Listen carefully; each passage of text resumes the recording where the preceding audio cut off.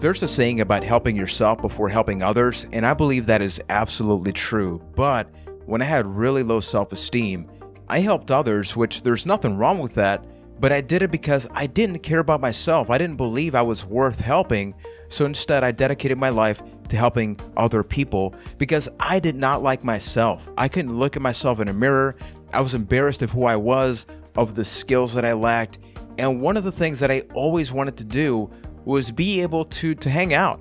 As a person living with mental health challenges, a lot of people just went away from me and I was left to hang out by myself.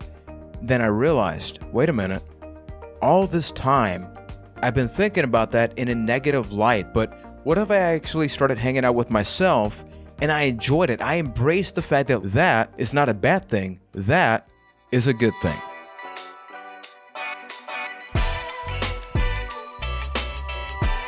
Welcome everybody to the third edition of Happy to Fail, the podcast where we break the odds, we break the expectations that people living with mental health challenges can't live happy, healthy, and productive lives. And we do that by sharing our stories, not focusing on the problem, but instead focusing on the solution, because our lived experience builds our resilience. We learn to appreciate things just a little bit more because we overcome those things, and those make us stronger each and every day. And isn't that a beautiful thing that at some point in your life, you thought that, wow, I'm not going to be able to get to that point. I'm not going to be able to have that house that I wanted, that family that I always wanted, or most importantly, maybe I just didn't like myself. Maybe, dare I say, we hated ourselves at some point, but nowadays, that is a completely different story. My name is Juan Velez. I am from Puerto Rico, and I am a certified peer specialist, which means that I can provide those support services based on my experience to other people suffering or dealing with similar situations, because I'm proud of where I came from. I'm proud of overcoming my mental health challenges, and that's exactly why I share them here each and every Monday. This show is not meant to replace professional emotional support or other related services. So if you're somebody that is going through something right now and you need help, please don't hesitate to contact the National Suicide Prevention Lifeline at 1-800-273-8255 or visit suicidepreventionlifeline.org. Please don't be afraid to make that call because it truly can save your life. And if you're from Puerto Rico like me, you can contact AMSCA's 24/7 crisis line known as Línea Paz at 1-800-981-0023. They, just like the other one, have passionate professionals that want to help you. This is going to be a very personal episode of Happy to Fail because I feel like we always work towards this. I feel like so many people, mental health challenges or not, work to help others, work to please others, work to develop this image that maybe it's not even who we internally are, but we do that because we're always just trying to find happiness from within. We're trying to find, who are we? Like, what does Juan like to do?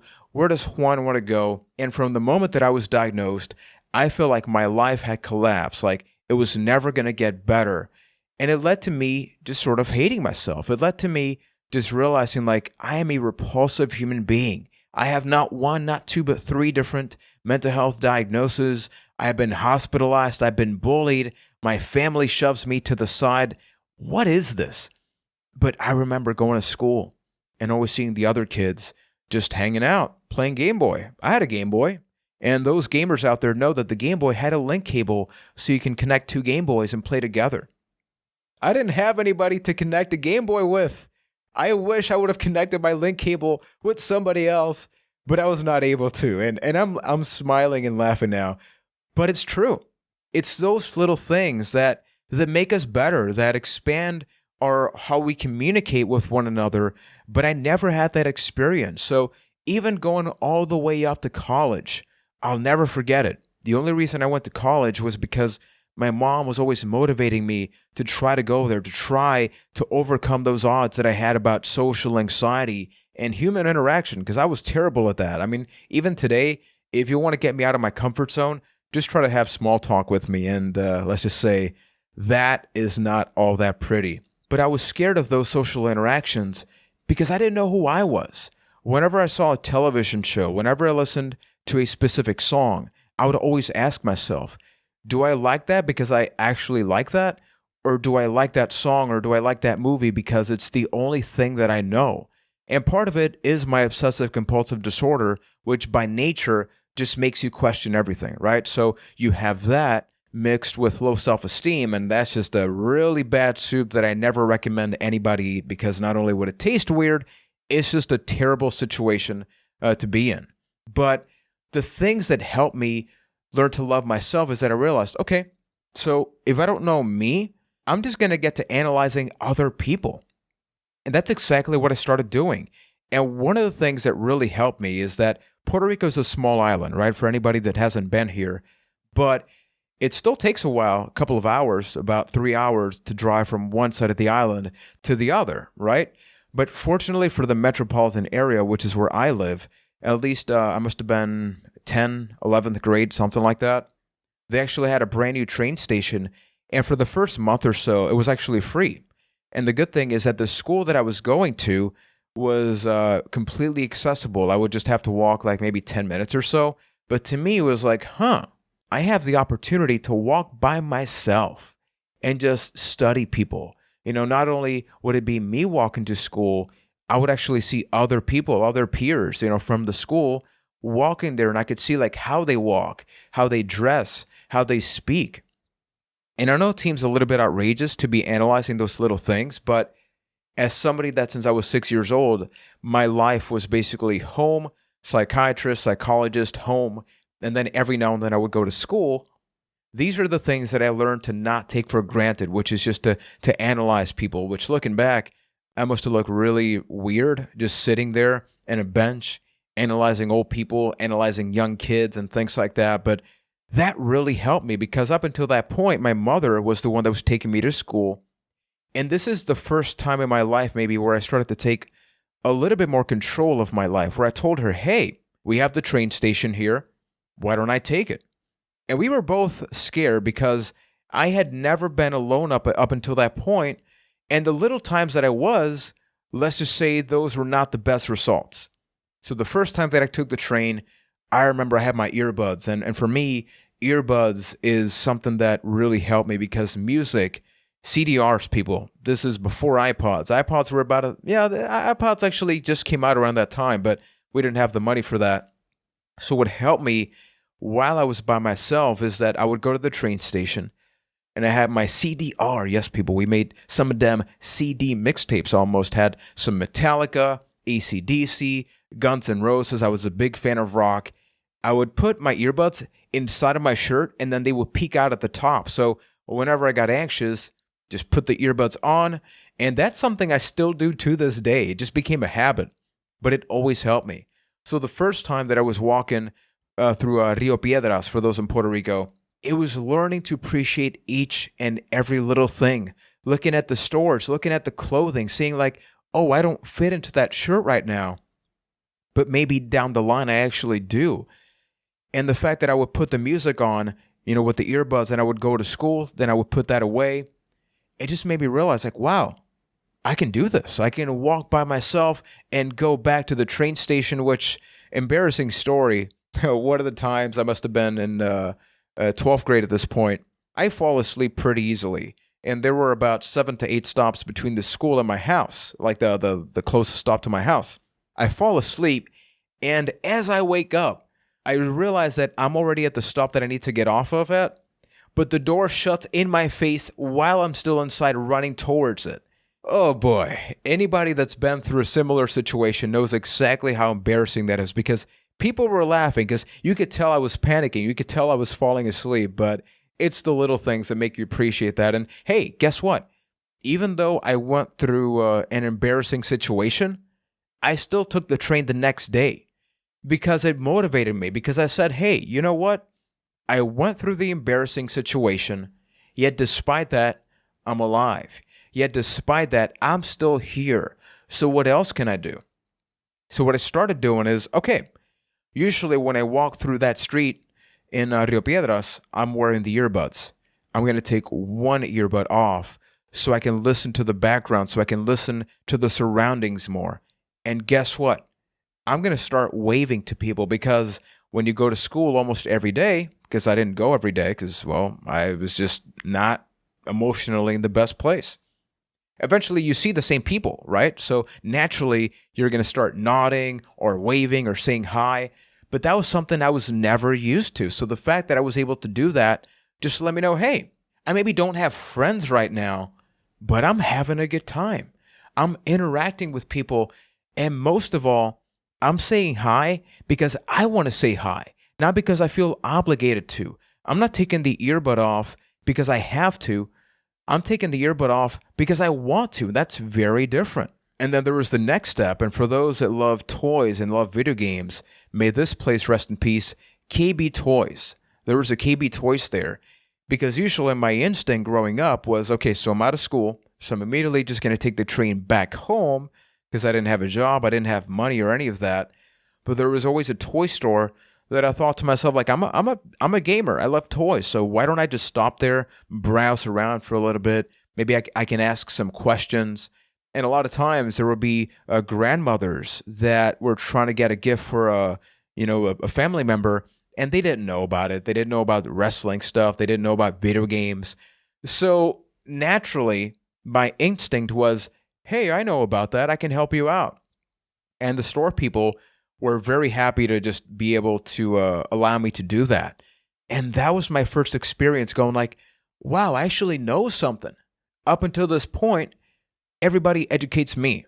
Now, sure, we're talking about toys, we're talking about video games. It's nothing groundbreaking. It's nothing revolutionary, but it is the one thing that I knew about. And I embraced that. I cherished the fact that, hey, you want to talk about experts in video games? You got me, man. Don't ask me about anything else because I'm just going to be terrible.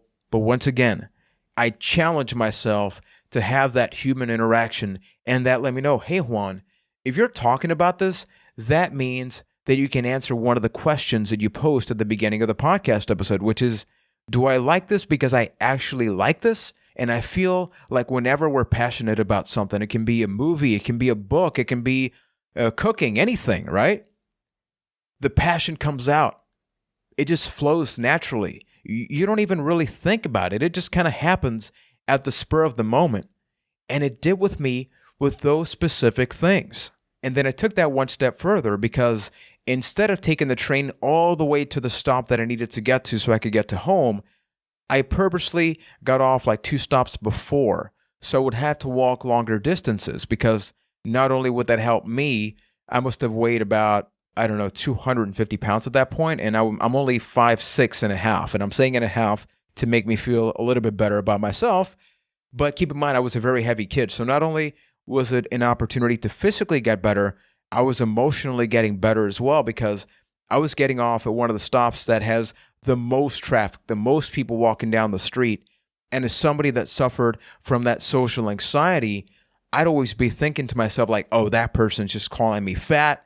Now here I am in the very middle of it, working through that, being able to manage that, being able to overcome that. And naturally, the place that I walked to was a Chinese buffet. Look, life ain't perfect. Yeah, I'm talking about losing weight, but there was a Chinese buffet that had just opened a couple of weeks prior, and I'll be perfectly honest, that was my main motivation to get to that place. It got to the point that I went there so much that I wouldn't even have to ask for my order. It would always be a Diet Coke and then the buffet, which looking back, I mean, it's a buffet. I'm not going to be asking for a lot more stuff. But then here's the thing. I actually established a healthy, or I guess you could say unhealthy relationship with the staff because I would go there, not like every day because I'd be dead by now, but I went there a couple of times a week. I just come there with my backpack and I'd just be thinking to myself like, hey, could I like study here? Yes. Ladies and gentlemen, I started studying at a Chinese buffet. But guess what? I did it around other people. And looking back, I mean, if that's not overcoming social anxiety, I don't know what it is. Because you have people with some sweet and sour chicken, with some teriyaki sauce, with some tostones, with some French fries, all that good stuff, fried rice.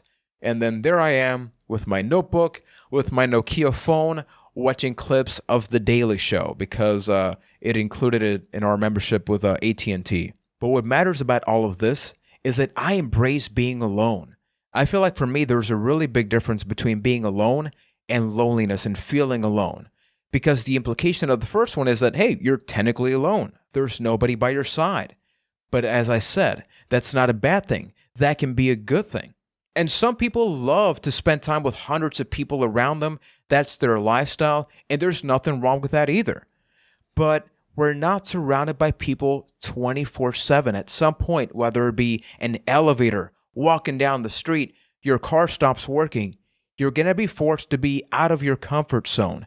And the moment that you're able to start working with that, overcome that, and realize, hey, this thing that I saw as a problem is actually a mechanism to learn more about myself. And that's pretty cool. That's a really good opportunity. So embrace the loneliness. And I'll eventually be doing an episode focusing on experiences traveling to different parts of the United States. But giving you a hint of that, one of the first times that I traveled by myself was to Maryland, I believe it was.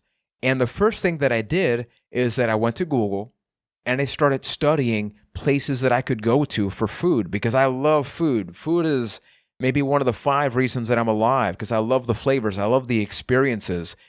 And I told myself, like, I want to go to the farthest away place where I got to take like 5 bus stops, 2 train stops. I don't care if it takes 3 to 4 hours to get there. The fact of the matter is I'm going to leave my comfort zone because not only am I going to be walking down the street, I'm not even in Puerto Rico, which is where I live. So moving out of that comfort zone built up my resiliency. And then I realized that with the earbuds, with taking one of the earbuds off, with sometimes taking both sides off and appreciating the background, when you're sitting in that train or you're sitting in that bus, you can listen to the conversations, listen to the everyday situations, the everyday problems. You're walking down the street, you see a t-shirt that you're like, I don't have the money to buy that right now, or maybe that just doesn't fit me right now, but give me a couple of months, give me a couple of years. And I realized, Juan, being by yourself is not a bad thing. This is so good. And even now that I spend time with my mother, with my wife, with my friends, I'm involved in all sorts of efforts that involve public speaking and just going out to the community and doing things. My favorite parts, my favorite moments in life are things like this right now. Spending time by myself, just being in a place where this is my experience. I make this what I want to make from this, or what I want to have from this. That is beautiful. So my suggestion, my recommended resource for this video, for this podcast episode is not a YouTube link. It is a pen, paper, maybe a pencil. Think of a location that you enjoy sitting down at that is outside your home. It can be anything. It can be a park, it can be a train stop or anything like that. Grab a pen and paper and write the things that you would like to do by yourself, but you haven't done them. Think about that. And don't use your phone. There's a lot of evidence that points out that when you write in good old pen and paper, your mind tends to work itself a little bit harder, a little bit better than it would if you wrote on your phone. So just do that, because I did something like that about a decade ago, and I'm going to be sharing that in the next episode, because the next episode of Happy to Fail is going to focus on the list. At one point, my psychologist told me this was a very dark point in my life, that even though I had learned about myself, this happened after everything that I just shared. So recovery is not a linear path. I was depressed. I was not able to get out of that depression. So my psychologist told me, hey, grab a pen and paper, grab a notebook or something, go to a place that you feel comfortable, and write whatever comes to mind. And what came to mind were the things that I did not like, or honestly, things that I hated about myself, things that I thought I could never reach.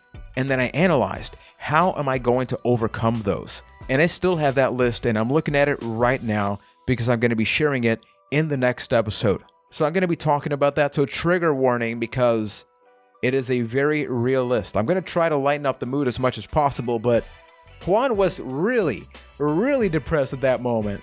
So we'll be talking about the list in the next episode. So if you feel like Happy to Fail can help you, or it can help others, consider subscribing to the podcast feed or subscribing to the YouTube channel, leaving a review on your favorite podcast app of preference, and share clips. You can find me on social media, all of the above: Instagram, Facebook, Twitter, Happy to Fail. You can also send me an email at juan@happytofail.com. Thank you for watching and listening.